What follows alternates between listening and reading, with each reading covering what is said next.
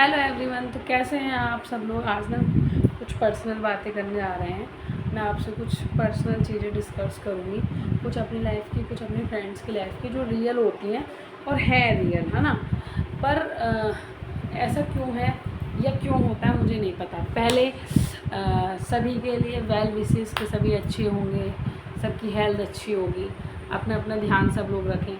देखो मैं आपसे पता है क्या शेयर करना चाहती हूँ। बहुत सारी बातें करना चाहती हूँ जो बहुत दिन से मेरे मन में है और मैं सोच रही हूँ करूँ। सबसे पहली चीज़ देखो, मेरी लाइफ बहुत चेंज हुई है, ये बात मुझे खुद को पता है। किसी को मुझे रियलाइज़ कराने की है, किसी को देखने की है, मेरी लाइफ के ऊपर डिस्कशन करने की ज़रूरत नहीं है। आई नो कि हाँ मेरी लाइफ बहुत चेंज होगी, तो ये कोई बहुत बड़ी नई बात नहीं है। शादी के बाद सबकी लाइफ चेंज होती है। फ़र्क बस इतना होता है कि जिन लड़कियों ने अपने पेरेंट्स के यहाँ कुछ नहीं देखा होता, कुछ नहीं करा होता, उनको थोड़ा सा कम अजीब लगता है, या फिर उनकी सामने वाले देखने वाले को कम अजीब लगता है। मैंने अपने पेरेंट्स के यहाँ सब कुछ करा है, घूमी हूँ, फिरी हूँ, जॉब करी है, पढ़ाई करी है, सब कुछ करा है, तो सबको मेरी लाइफ मुझे अजीब नहीं लगती। मेरा शब्द क्या है, मुझे, मैं जैसी यहाँ हूँ, रह रही हूँ, जो मेरी लाइफ में चेंज आया मुझे बिल्कुल बुरा नहीं लगता है। लोगों को मतलब मेरे लिए आर्गूमेंट्स हो रहे हैं, मतलब मेरे पीछे, मेरे सामने तो कोई कुछ नहीं कह सकता, मेरे पीछे ये हो रहा है कि अरे अब ऐसे रह रही है, अब वैसे रह रही है, अब इसका घूमना फिरना ख़त्म हो गया, अब इसके स्टाइलिश कपड़े पहनना ख़त्म हो गया, फैशनेबल कपड़ा। क्या होता है ना कि जब हम ससुराल में आते हैं ना, तो ससुराल में तो हम नए होते हैं, हमारे बारे में किसी को नहीं पता होता कि हम कैसे रहे हैं, या कितनी अपने ऊपर कितना खर्च करते थे, है ना, क्या करते थे। लेकिन हम जिस इन्वायरमेंट से आते हैं, मायके में आते हैं, वहाँ सब लोग हमको जानते हैं। तो मेरी लाइफस्टाइल बहुत अच्छी रही है। मैं बहुत ज़्यादा अपने ऊपर इन्वेस्ट करती थी। मेकअप वगैरह का मुझे शुरू से शौक़ नहीं था। मेकअप रखना, हेयर स्टाइल करना, इन चीज़ों का शौक़ नहीं था। कभी भी मेरी आप फ़ोटोज़ देखो, ज़्यादा खुले बाल देखोगे, पौनी भी नहीं देख सकते, ठीक है। तो क्या होता है कि कपड़ों का ये था मुझे कि हाँ मैं कपड़े अच्छे पहनती थी, ऑन ब्रांड कपड़े पहनती थी, ब्रांड के ही कपड़े लेती थी, अच्छे अच्छे कपड़े, चाहे वो महंगे हों, चाहे मैं कम लूँ, पर मैं कपड़े अच्छे से अच्छी जगह लेती थी। ऐसा नहीं है कि मैंने फुटपाथ मार्केट ट्राई नहीं करी है, मैंने फुटपाथ मार्केट भी देखी है। दिल्ली की सरोजनी मार्केट है, पालिका बाज़ार है, यहाँ भी मैं गई हूँ, पर मात्र एक बार सरोजनी मार्केट गई हूँ, वो भी अपनी शादी से कुछ महीने पहले गई हूँ। और पालिका बाज़ार 2 बार गई हूँ अपने फ्रेंड सर्कल के साथ। वहाँ से अगर मुझे कुछ लगा कि हाँ पैसा इन्वेस्ट करने लायक है, कहते हैं ना लोग सस्ता है, सस्ता है, सस्ता तो होता है, पर वो हम कंफर्टेबल वेयर कर पाएंगे या नहीं, वो भी तो मैटर करता है ना यार। लेना चाहिए, सस्ती चीज़ें बुरी नहीं होती। मैं बिल्कुल नहीं कहती कि आप बहुत हाई फाई लो, बिल्कुल ठीक लो, अपने हिसाब से लो देख के। अगर आपको लग रहा है कि आप उस सस्ती चीज़ में कंफर्टेबल हो, 100 रुपये की चीज़ को आप 10 दिन भी लगा रहे हो, महीने भर भी चला रहे हो, तो इसका मतलब आप 100 रुपये का यूज़ कर रहे हो, तो इट्स गुड, आप लो। मेरी कोई ओपिनियन राय नहीं है किसी के लिए, सब अच्छे हैं।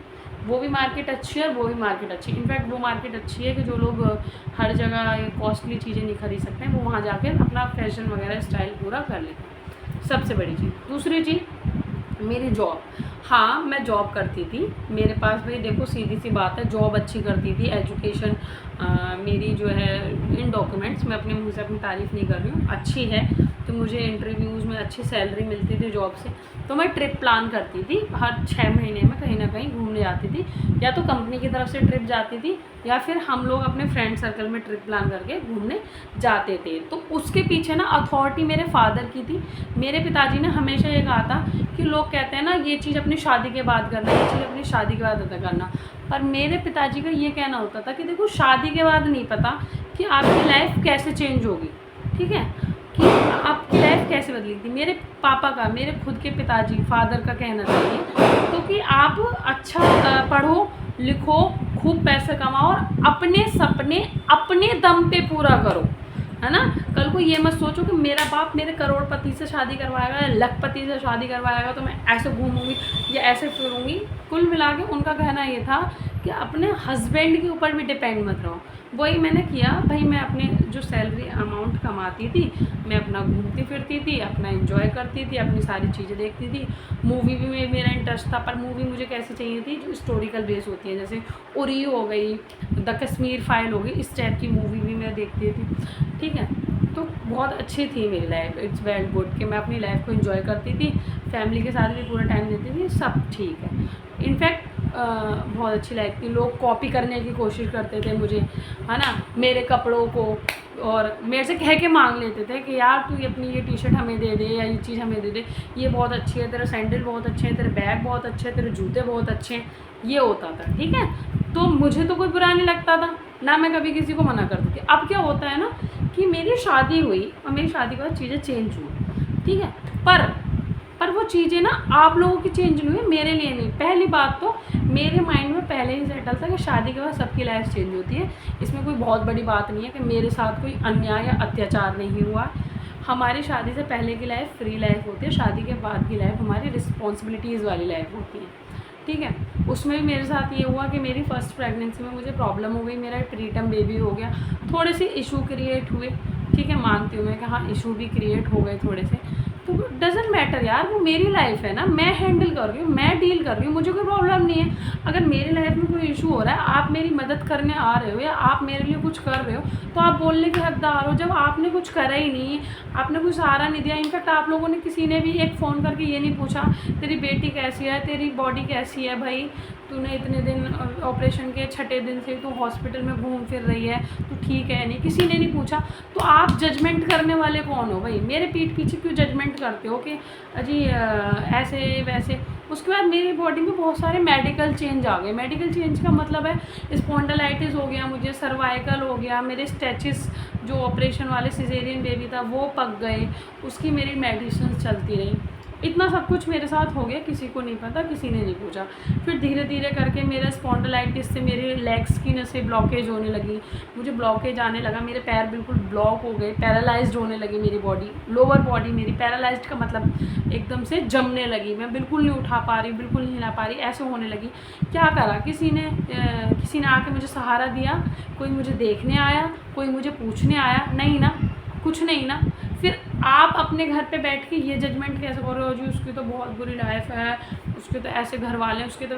यार देखो सुनो, मेरे घर वाले मतलब मेरे जो इन लॉज हैं वो मेरे हैं, ठीक है, चाहे अच्छे वक्त में या बुरे वक्त में वो मेरे हैं और मेरे ही रहेंगे, और वो मेरे लिए खड़े हैं। जब मैं बॉडी मेरी पैरालाइज्ड हो रही है ना, तो आप लोग मुझे देखने नहीं आ गए, वही देख रहे हैं मुझे, ठीक है, वही कर रहे हैं, वही देख रहे हैं, वही मुझे दिखा रहे हैं, वही मेरा ध्यान रख रहे हैं, मेरा ध्यान रख रहे हैं, मेरे बच्चे का ध्यान रख रहे हैं। आप लोग नहीं आ गए तो दूर बैठ के ये जज कर लेना कि जी वो तो ऐसे माहौल में चली गई है, उसके घर में ऐसे है, उसके घर में, ये विचार कर लेना बहुत गलत है।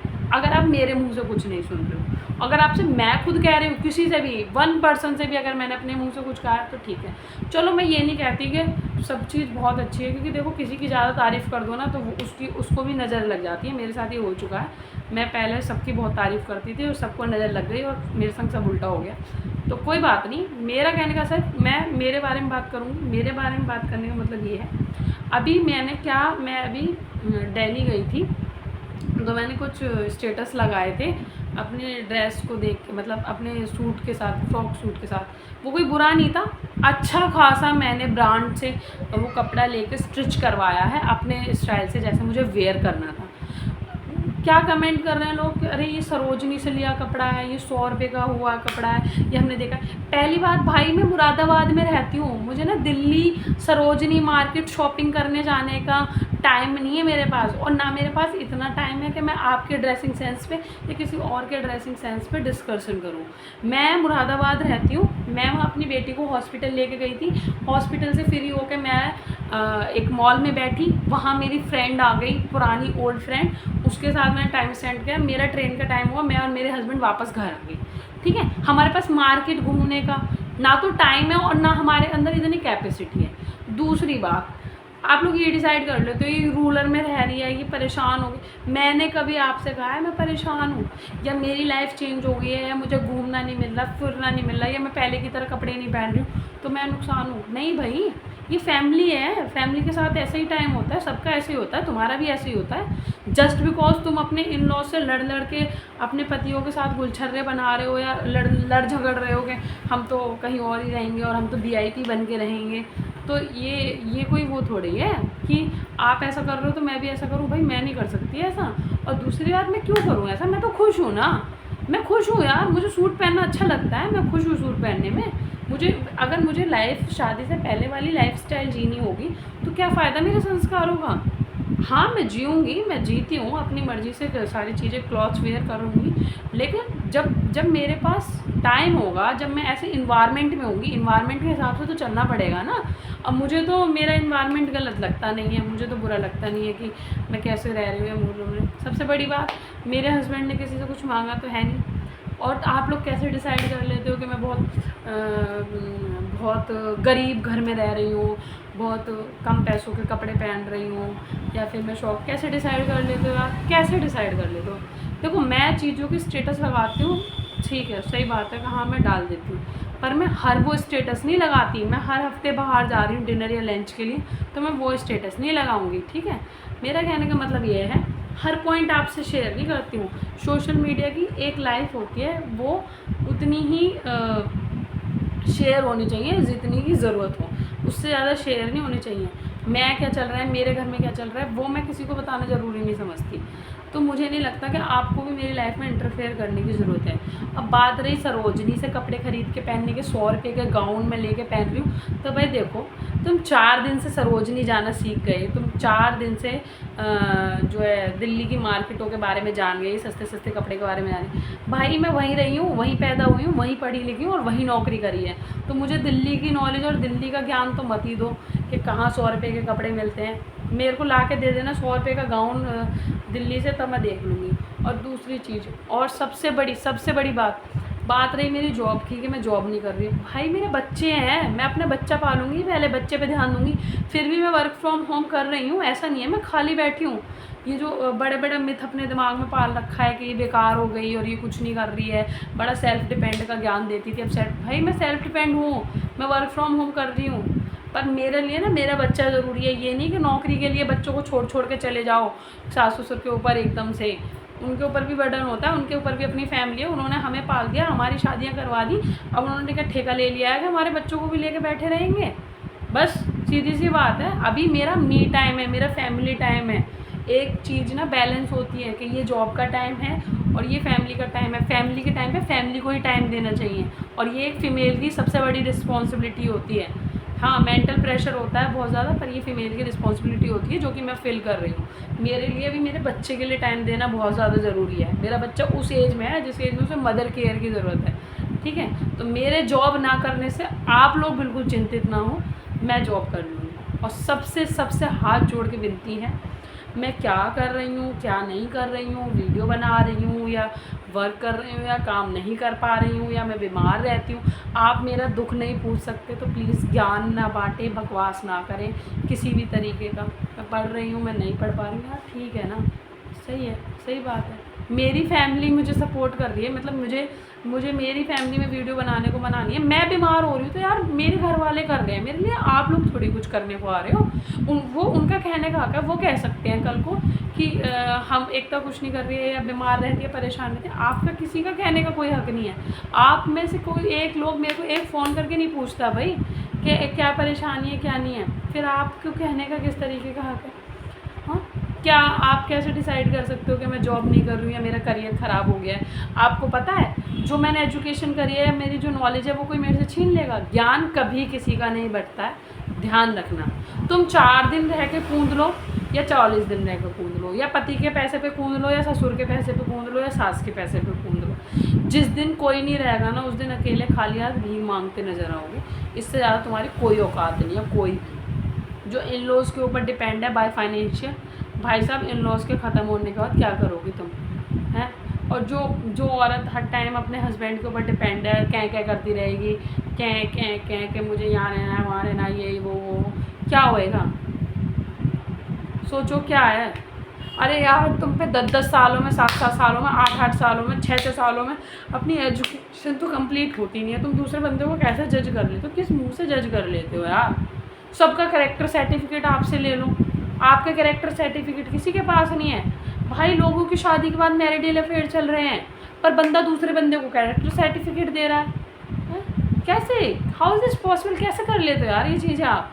मतलब आपका खुद का कैरेक्टर इतना गंदा है कि शादी होने के बाद 3-3 जगह आपके अफेयर चल रहे हैं, उसके बाद आप दूसरे बंदे को कैरेक्टर सर्टिफिकेट दे रहे हो। भाई देखो, मैंने कभी कुछ नहीं कहा, हमेशा सुना है, पर नहीं, अब नहीं सुन सकते। जितना इज्जत करोगे उतना इज्जत करवाओगे। जितना तमीज़ से रहोगे और उतनी ही तमीज़ पाओगे। तो प्लीज़ धन्यवाद। एंड आगे से ध्यान रखना, किसी के लिए भी गलत बोलने से पहले ना अपने गले में झाँक के देखना चाहिए कि हम क्या हैं, क्यों हैं, कैसे हैं। Thank you so much. Radhe Radhe.